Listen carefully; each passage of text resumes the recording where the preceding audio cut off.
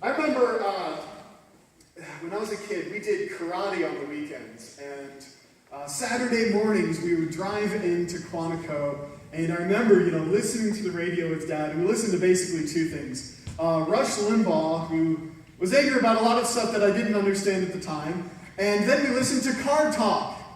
Anybody else grew up listening to Car Talk? I love these guys. Click and Clack, the Tappet Brothers. And basically, they had this radio show where people would call in and be like, I got an 86 Chevy pickup. And when I turn left, it makes this clicking sound. And they would listen to it, and they'd be like, oh, yeah, you got a screw loose in your drive tube. And that tells you how much I know about cars, but it was always fascinating. These guys would have the most random problems. They'd listen to them, they're like, oh, well, here's what's going on. Their job was to discover the causes of the symptoms that the people described. When I talk to Christians, especially committed ones who are dedicated to following Jesus, two of the most common problems that I encounter have a single root cause. When we do not rely on God's grace at the center of our life, it causes two symptoms. And the first way it shows up is people are overburdened with guilt. We expect our life with God to be basically smooth sailing, ever-increasing godliness, and the reality is it looks more like that. And so when we don't rely on God's grace, we become overburdened with guilt because we continually fall short. We talked about that last week. But the second way it shows up is in self-righteousness. We have confidence that I'm accepted by God because I believe the right things, I'm serving God, I vote for biblical values, I'm disciplined in my devotion, so I'm good with God because of those things. And sometimes we go back and forth between the two. I'll say for me personally, I've noticed in my life I have a tendency to do this. It'll be really, really fast. I'll go from like, man, I'm really terrible. I can't believe how awful I am. Wake up the next morning like, man, I got it going on.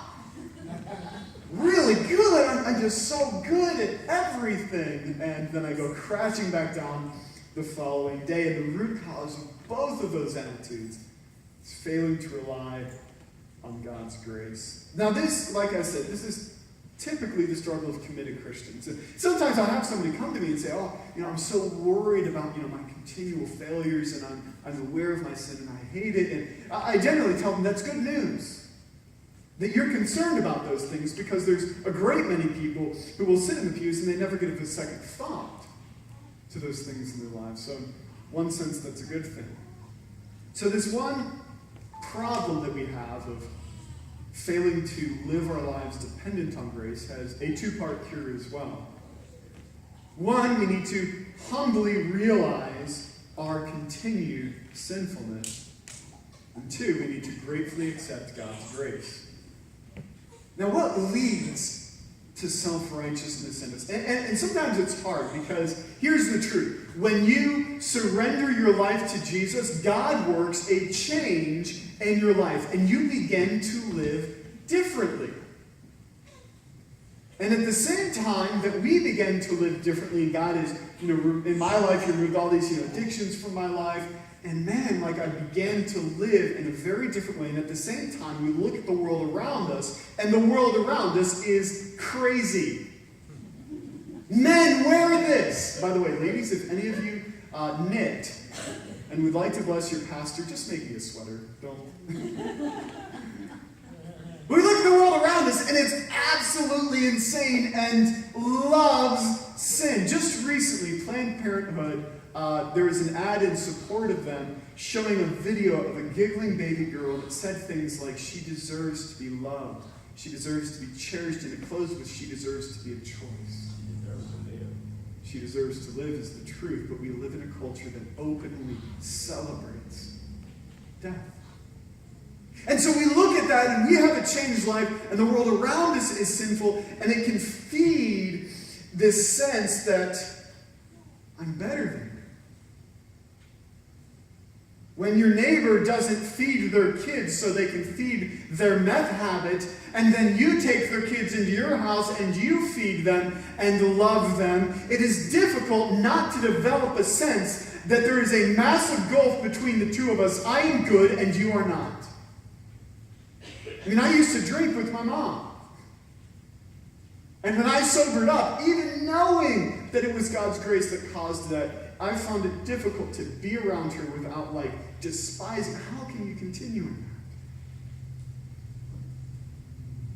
that? So a remedy for this, we look at... Now, I'm very careful, as I preach, and I try not to ever, circle back to, the same verses over and over again. So I think it was, 3 years ago that we covered this specific parable that Jesus tells. But it's worth covering again because the message applies. Luke 18, 9 through 14. Jesus also told this parable to some who trusted in themselves that they were righteous. So sometimes Jesus just tells a parable. Here he gives specifically who he is directing this toward, and treated others with contempt. Jesus said, 2 men went up into the temple to pray, one a Pharisee and the other a tax collector. The Pharisee, standing by himself, prayed thus, God, I thank you that I am not like other men, extortioners, unjust, adulterers, or even like this tax collector. I fast twice a week. I give tithes of all that I get. So the Pharisee comes before God and he looks at himself and he says, you know what? I have the right kind of beliefs. I am disciplined. I am obedient. I am involved in service. Everything that we tell people today to be doing as Christians, he looked at his own life and said, I'm doing all.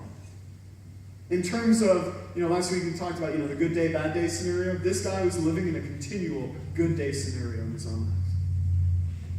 But the tax collector, standing far off, would not even lift up his eyes to heaven, but beat his breast, saying, God, be merciful to me, a sinner. I tell you, this man went down to his house justified rather than the other. For everyone who exalts himself will be humbled, but the one who humbles himself will be exalted. And Jesus draws a contrast between this other guy who knew he was evil. He doesn't just say, God, I've made mistakes. He says, I am a sinner. There's a difference there. Sin is not just some transient property in our lives. Let me tell you, it is crushing when you come to that realization that those sins that you are trying to stop are far more deeply rooted in your heart than you would like to believe. This guy doesn't even just say, I am a sinner. In the Greek, the sense is, I am the sinner. I'm the worst. God have mercy on me. Now, typically, we look at this verse and, I've taught it before, we think of it in the sense of believers and unbelievers. How difficult it is for people to hear the gospel if they believe themselves to be good people already. However, this should also speak to us as believers.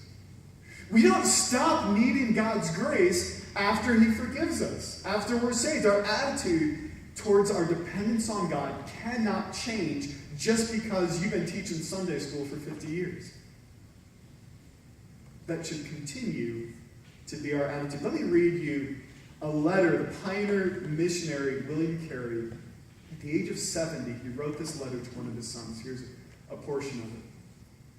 I am this day 70 years old, a monument of divine mercy and goodness.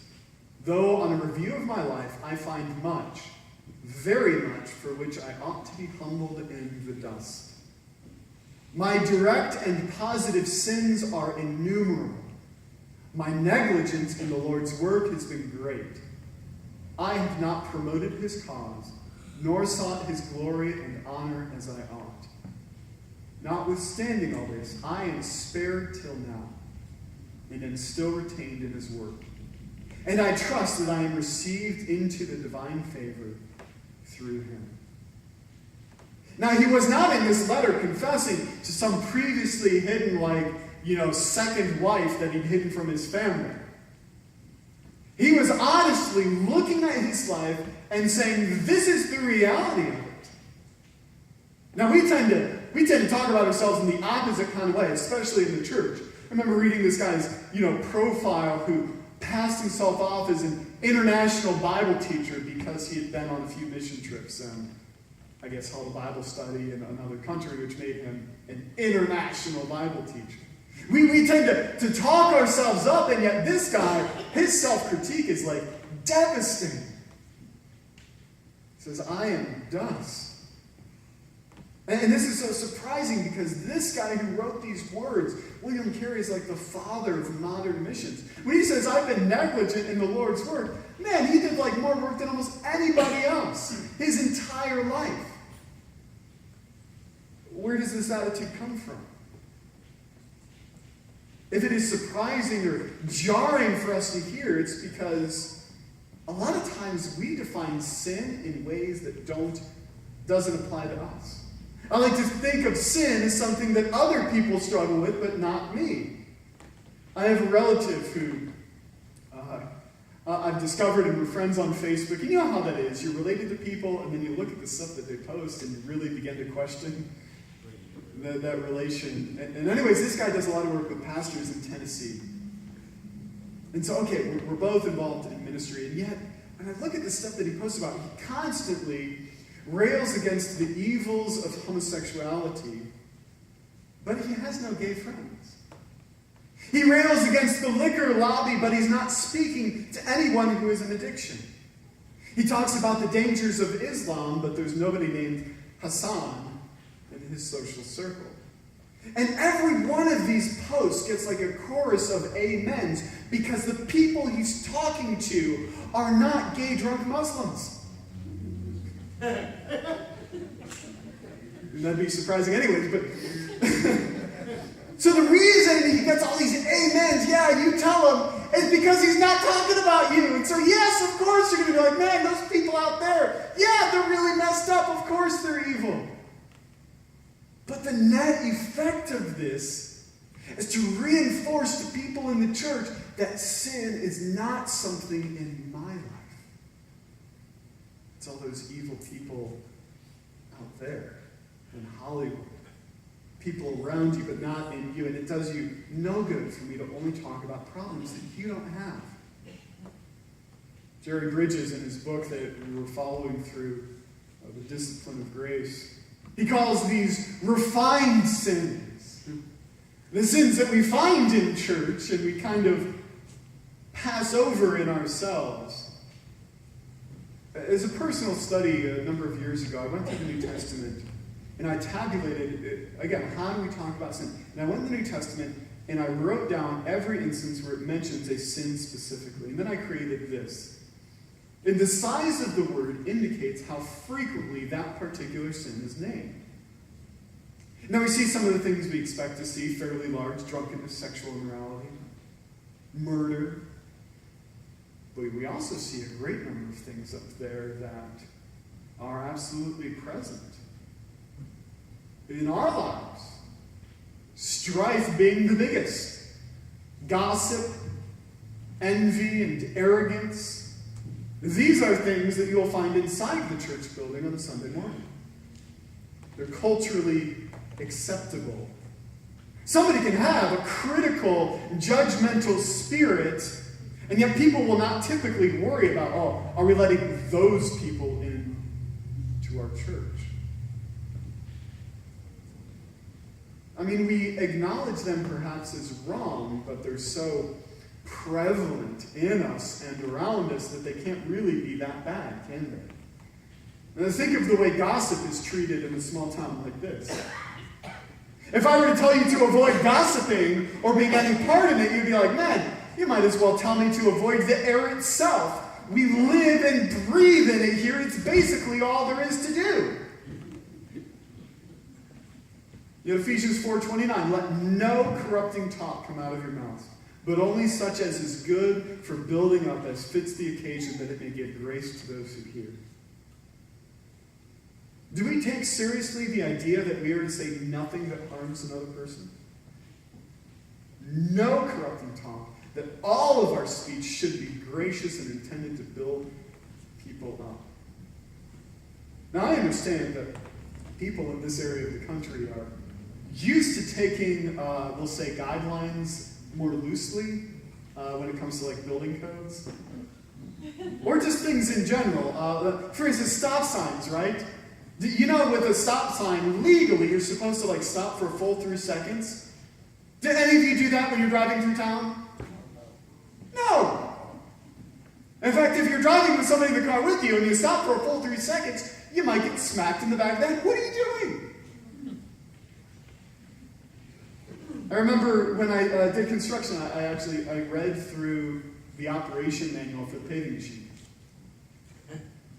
which was interesting because it had like 2 sections of warning. Here's the stuff you do wrong, it will seriously injure you, and here's the stuff that'll kill you, like 2 separate, pages. And I read through it, and I realized there was this gulf between the way we were technically supposed to do things, and we said, well, we work in the real world, so we're going to do it like this. And we do that a lot. When it comes to stop signs, we're like, well, technically, I'm supposed to wait 3 seconds, but in the real world, I'm going to kind of like roll and slow down. Okay, I'm good, then go. I mean, I'm not like going all the way and totally ignoring it. I mean, we don't just blow through the stop sign, but we do allow ourselves this fudge zone where it's kind of, well, not really. Talking to some of you about hunting, you ever tweak things a little bit in how you tag something? Somebody saying you knock the spines off if it's a buck, so you don't have to use a buck tag. Am I stepping on some toes here? So sometimes we do that with God's word. We allow ourselves this zone of permissiveness, or we say, well, gossip is technically not something I'm supposed to be doing, but, well, this is true, which is, by the way, still gossip. This is true, or, oh man, it's just so interesting, or like just to this one person, or, well, they'll never hear about it, or, and so we give ourselves that leeway. It is in this context that Paul, the next verse says, and do not grieve the Holy Spirit of God, by whom you were sealed for the day of redemption. Paul adds this warning to us, this admonition to us, not in a section talking about murder or drunkenness or immorality or lying or stealing, but in this area that we don't often feel guilt over. He says, understand that just because you don't typically feel guilt over it doesn't mean that it doesn't grieve God. Living in North Carolina one morning, I looked down right outside our garage and realized there was about a dozen tiny little frogs that I had run over. They're all like mummified and stretched out. And I kind of felt bad for it, but then I was like, man, those little suckers are everywhere. Look, I can't feel bad. I can't pull out of my... What am I going to do? Like, get out and kind of shoot little froggies? It'd take forever. And so, it happens.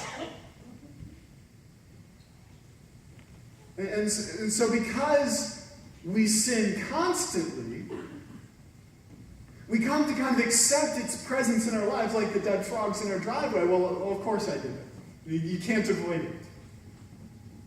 In fact, when we hear people talk like that missionary did in his letter, you know how we tend to respond to them is, well, you're not that bad.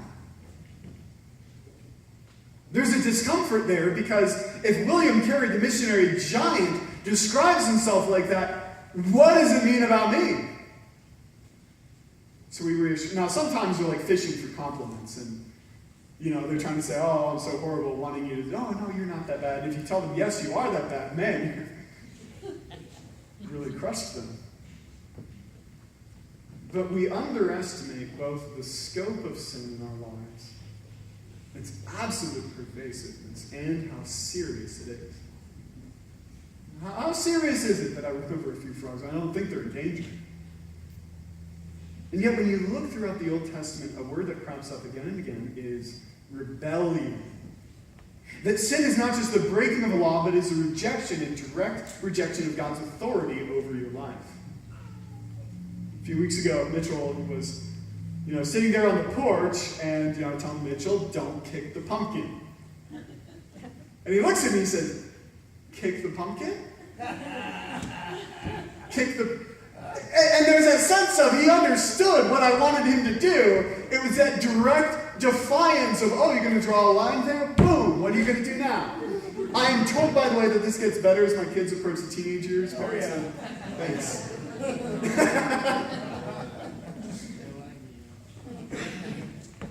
And so it's not just the act, it's the attitude behind it.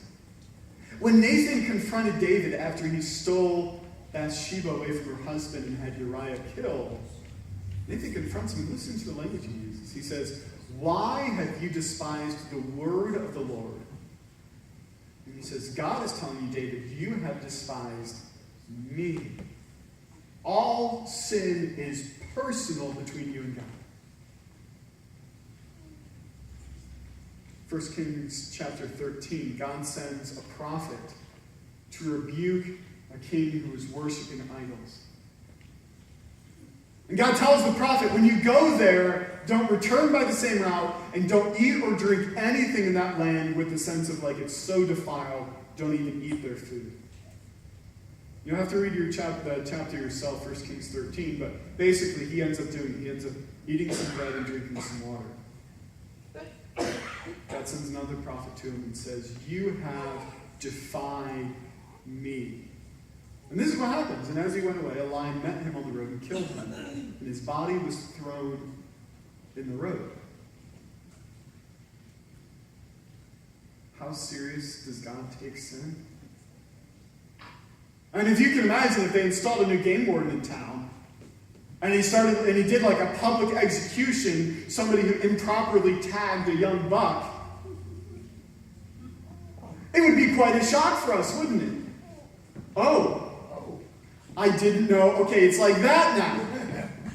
And that's the message that God is sending with this. He said, it's not just the king who's bowing down to idols. It's that prophet who disobeys me in any sense of it. Understand that I take sin as rebellion against me. And it's not just external disobedience. Jesus said that the mouth speaks from the overflow of the heart.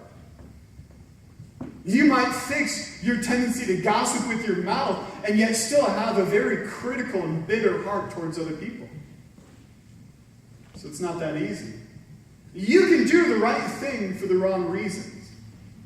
Take tithing, for instance, the wealthiest, most comfortable nation in all of human history. And yet those in the church overwhelmingly spend nearly everything they have on themselves. The average giving for American households in the church is like 4%. And yet some people, God changes their heart. They begin giving in proportion to what they make. And then they develop a superior attitude towards those who don't give. And they sit there. The plate comes around. They see other people like not even making eye contact with the little boy who gave you the plate and not putting anything in. And it's, why can't they be involved like I do? It's not fair. What's up with them? Why can't they be devoted like me? Congratulate ourselves on our sacrifice. And if that is the case, all you've done is exchange one sin for another. And it's not just that we fall short on our disobedience. We lack the positive character traits that God calls us to exhibit. Imagine somebody describes himself and says, I am the ideal husband. Let me tell you, I never hit her. I never cheat on her. I never come home drunk. I never cuss at her or say anything mean to her. Now what's missing there? Do you love her? He's not just avoiding the bad stuff. You presume that there's some positive connection there. The Bible doesn't just describe righteousness as avoiding the bad stuff. There are virtues that we're told to put on. Things like humility. You know, the fruit of the Spirit that you memorize as a kid. Love, joy, peace, patience. You can finish it. Those are all positive virtues that we are told to clothe ourselves in. And let me tell you, it's not comfortable to dwell on these things. In fact, it's not comfortable to be around other people who do. Come on, we've all had that one person at work who's like a stickler for the rules. It's aggravating. People don't particularly like to work with people like that.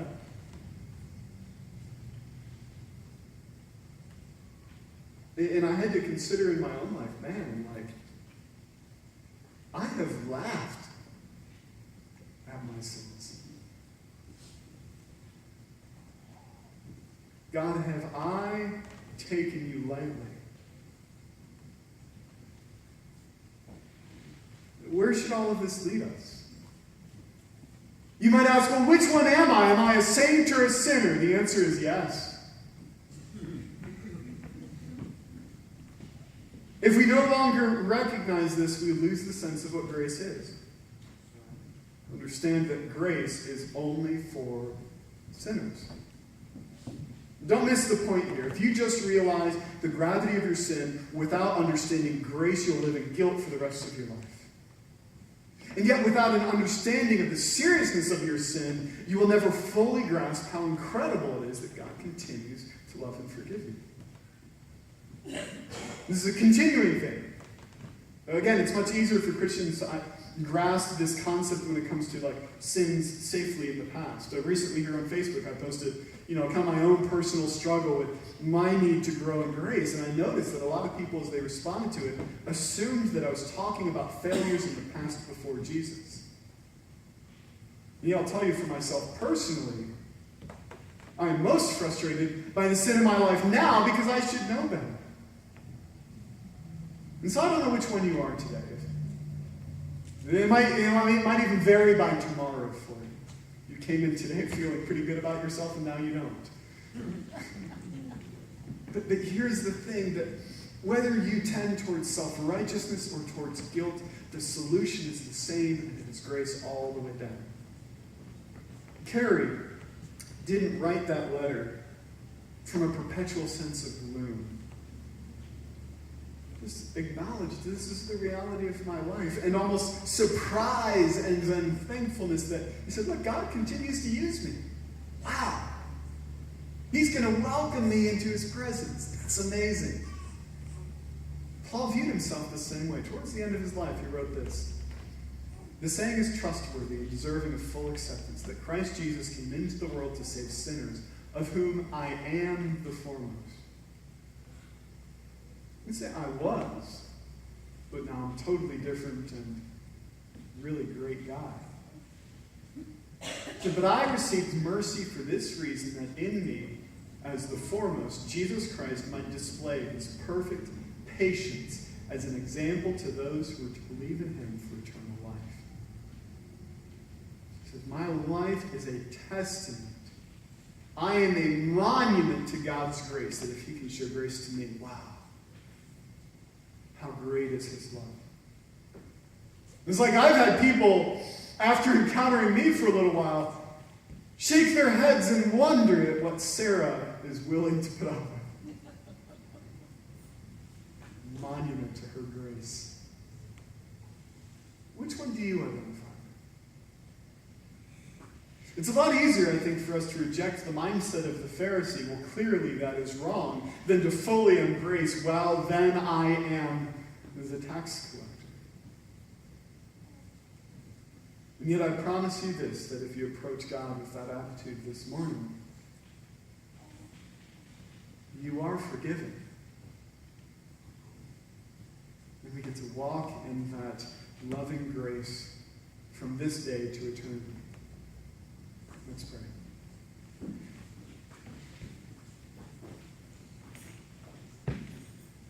God, who are we that you should treat us the way that you do?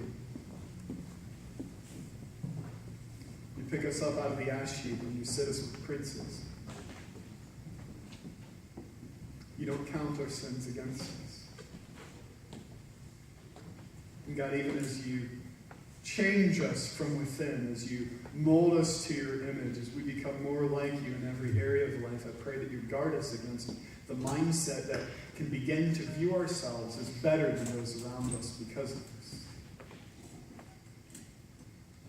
That we would be able to grasp both the seriousness of our failures and at the same time the fullness of your forgiveness. The incredible nature of your grace because of the sacrifice of your Son. In Jesus' name, amen.